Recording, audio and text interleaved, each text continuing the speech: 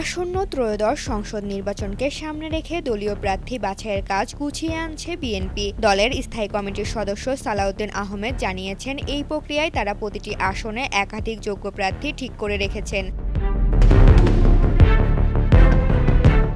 আজ সোমবার যুবদলের ৪৭তম প্রতিষ্ঠাবার্ষিকী উপলক্ষে রাজধানীর শেরেবাংলা নগরে দলের প্রতিষ্ঠাতা জিয়াউর রহমানের সমাধিতে শ্রদ্ধা জানানোর পর সাংবাদিকদের সঙ্গে কথা বলেন সালাউদ্দিন আহমেদ। তিনি বলেন, আমরা সমগ্র বাংলাদেশে আসন ভিত্তিক একাধিক যোগ্য প্রার্থীদের সঙ্গে কথা বলেছি। ২০১৮ সালের একাদশ সংসদ নির্বাচনের কৌশল অনুসরণ করেই এবারও এমন পদক্ষেপ নেওয়া হচ্ছে। সেবার প্রার্থিতা বাতিলের মতো পরিস্থিতি তৈরি হলেও আসন যেন বিএনপি শূন্য না হয়ে পড়ে, সেজন্যই এই কৌশল নেওয়া হয়েছিল।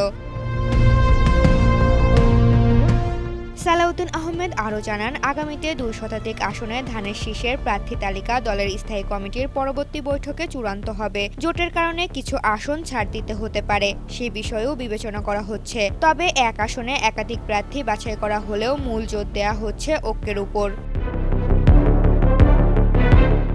সালাউদ্দিন আহমেদ বলেন, আমরা একটি মেসেজ দিতে চাই, যাতে আমাদের দলের ভেতর ঐক্য থাকে। সেই ঐক্য বজায় রাখার জন্য কেউ যাতে বিভেদের পথে না যায়। তিনি আরও জানান, বিএনপির যুগপৎ আন্দোলনে থাকা দলগুলো নিয়ে একটি বৃহত্তম রাজনৈতিক জোট গঠন করবে। দেশের যুব সমাজকে কাজে লাগাতে তরুণদের রাজনৈতিক ভাবনা গ্রহণ করে জাতি বিনির্মাণে কর্মসূচি প্রণয়ন করা হচ্ছে বলেও জানান এই নেতা। ঋতুপর্ণা, জনকণ্ঠ।